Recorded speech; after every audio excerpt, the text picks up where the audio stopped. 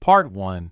A Magical Beginning. Once upon a time, in a faraway kingdom lived a kind and gentle girl named Cinderella. She was known throughout the village for her cheerful disposition and love for animals. But despite her warm heart, Cinderella's life was far from a fairy tale. After the untimely death of her parents, Cinderella was left in the care of her wicked stepmother, Lady Tremaine, and her two stepsisters, Anastasia and Drizella. They were cruel and unkind, treating Cinderella like a servant in her own home. Cinderella's days were filled with endless chores, from sweeping the floors to scrubbing the dishes, while her stepsisters lazed about and bossed her around. Yet, despite her difficult circumstances, Cinderella never lost her gentle spirit. One day, an invitation to the royal ball arrived at their doorstep. The kingdom was excited as the news spread that the prince sought a bride. Cinderella's stepsisters were thrilled, but Cinderella's heart ached, longing to attend the grand event. With her stepsisters demanding new gowns and accessories for the ball, Cinderella had little time for her preparations.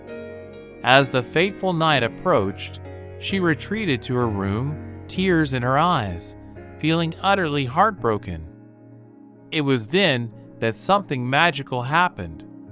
A flurry of light and sparkles materialized in the corner of her room into a dazzling fairy godmother.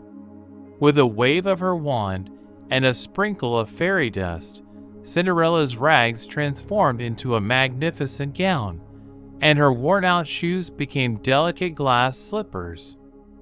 "Tonight, my dear Cinderella, you shall go to the ball," the fairy godmother said with a warm smile.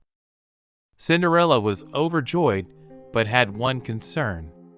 "But how will I arrive at the palace, dear fairy godmother? I have no carriage." Once again, the fairy godmother waved her wand. Before Cinderella's eyes, a magnificent pumpkin transformed into a golden carriage, with a team of mice-turned horses pulling it. "Now, my dear, you must remember to leave the palace before the stroke of midnight," the fairy godmother warned. "For at the stroke of midnight, your gown will turn back into rags, the carriage into a pumpkin, and the horses into mice." With gratitude, Cinderella stepped into the carriage and returned to the royal ball. As she entered the palace, all eyes turned to her, and the prince himself was captivated by her beauty and grace. Cinderella's stepsisters and stepmother, who did not recognize her in her newfound splendor, were jealous as they watched her dance with the prince.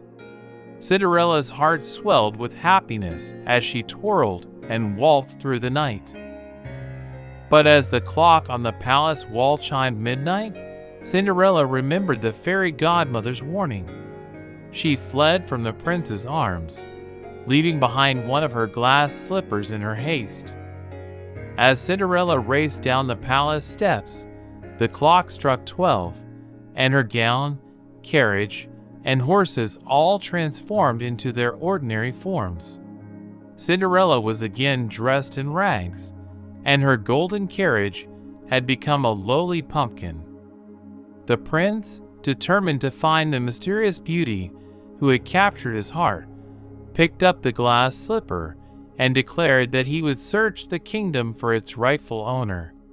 Cinderella's heart was filled with hope and anticipation as she returned home, her heartbroken story now intertwined with the magic of that enchanted night. Please subscribe for going forward, and your subscription is my inspiration. If you are not a kid, please don't dislike.